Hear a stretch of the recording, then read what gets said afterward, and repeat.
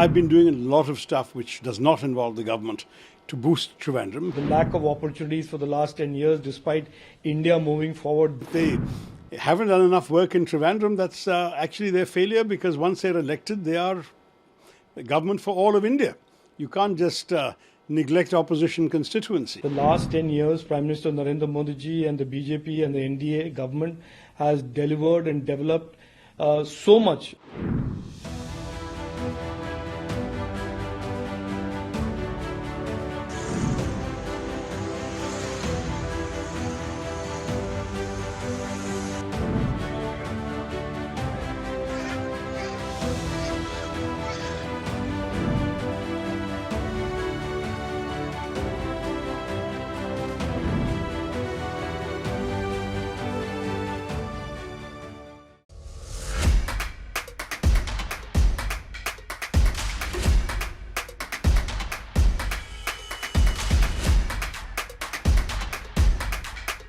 I'm very, very excited. I'm very honored because this is, as you know, after 18 years of public life and of serving in the Rajya Sabha, this is the first opportunity I have got to contest in the Lok Sabha, and that our Prime Minister and our Home Minister and our party President have chosen to field me as their candidate in the capital of Kerala, Trivandrum, a state that I belong to, state my family comes from, is a great honor. I'm very, very excited. I'm very happy.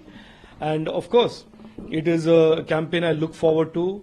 It is a campaign that I will start very shortly and steer the discussion and veer the discussion to the vital issues that confront our people of Trivandrum, which is about development, which is about the lack of opportunities for the last 10 years. Despite India moving forward, they have in a lot of ways not got all the opportunities that Prime Minister Narendra Modi ji has created due to the Congress presence in Parliament from there, as well as the CPM government. So I think the challenge for me and the opportunity that I see is that the duo of the INDI alliance of both the Congress and the CPM, which have held Kerala back, which have held Trivandrum back for several years and decades, needs to be replaced. It is a time for change. And I hope to do this on the back of a good, robust debate on development and opportunities. Not a single MP and MLA from the Kerala, and now you got the ticket from the Trivandrum, and also Shashi Tharoor. How would you see your campaigning strategy? No, our campaign strategy is very simple. Our campaign strategy is always going to be very simple because it is about politics of performance. The last 10 years, Prime Minister Narendra Modi ji and the BJP and the NDA government has delivered and developed so much the present and the future of India. As you know, Narendra Modi ji inherited a shattered economy with high inflation in 2014. And over the last 10 years, he has transformed it to the fifth largest economy of the world, from the fifth most fragile. So therefore, we will take these kinds of issues to the people of Trivandrum, and I have absolutely no doubt that the people of Trivandrum this time will decisively support, and the people of Kerala will decisively support Prime Minister Narendra Modi ji and the NDA. Also Shashi Tharoor, because he is the very most powerful politician in the camp. I don't know, that is your perception. I don't consider anybody powerful. I think the people of Trivandrum are the most powerful. People of Thiruvananthapuram will decide who they believe is more credible to represent them in Parliament, who they believe should be the best leader of the country in Delhi. They will decisively, I believe, vote for Prime Minister Narendra Modi ji in these elections and vote me as their MP in these elections to represent them in Parliament and in government. Lastly, BJP is going to win Lok Sabha election. In Lok Sabha election, BJP is going to win the Lok Sabha election 2024. BJP will have a decisive mandate. As you know, in 2014, the people of India voted out the Congress and brought the BJP and Prime Minister Narendra Modi ji in. In 2019, the mandate was expanded to 303 seats. And this time, as it is very, very clear from the atmosphere around the country and the confidence and the trust that people have in Prime Minister Narendra Modi ji, this time NDA will be for more than 400 seats all around the country. First, it is a three-cornered contest because the Communists have already named their candidate first. And don't forget that I took the seat from the Communist Party, and the gentleman who's the candidate now was the sitting MP when I came into the fray. He did not contest again at that time, and it's now been 15 years that he's been out of the fray, so it'll be interesting to see how he does, Mr. Pani and Ravindran.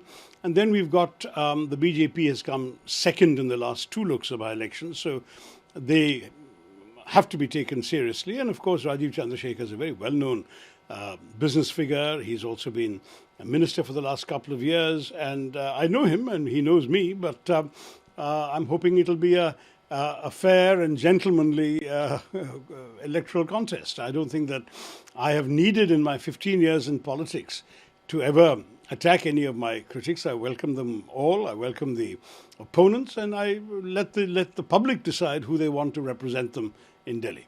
Because in Trivandrum, when he was there, he said that most of the work done by Prime Minister Modi for the last 10 years, it was not that much substantial in Trivandrum and Kerala. How do you look at that? Because this is going to be a hard battle. Yeah, we should certainly point out that if they haven't done enough work in Trivandrum, that's actually their failure, because once they're elected, they are the government for all of India. You can't just neglect opposition constituencies.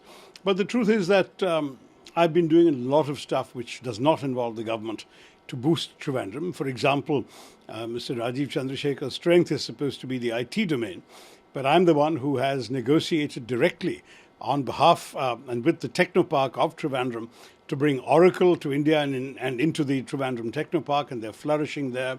I was able to work with others on getting Nissan to come and move their entire IT and tech domain into the Trivandrum Technopark. I've been in negotiation with Tech Mahindra, which has opened a presence there. So I've been working with the tech sector as well, and it's not that these things haven't happened merely because I'm not in government. The fact is that what you can't do by not being in government is what the government can do. But even there, I had already succeeded while we were still in power in bringing a long blocked National Highway bypass road from Trivandrum to the Tamil Nadu border, which had been stuck for 40 years. And I got all the log jams removed, followed it right through, got the checks changing hands and the project starting before the 2014 elections. And that was essential, I thought, because once the project is starting, you can't do anything to it. But I will say that after 2014, I had the excellent cooperation of Minister Gadkari to ensure that the project has moved forward very, very smoothly and effectively. But I've had to follow through at every stage, which is to go regularly to inspect the work, hear community objections, because very often problems arise when you're actually constructing a new road.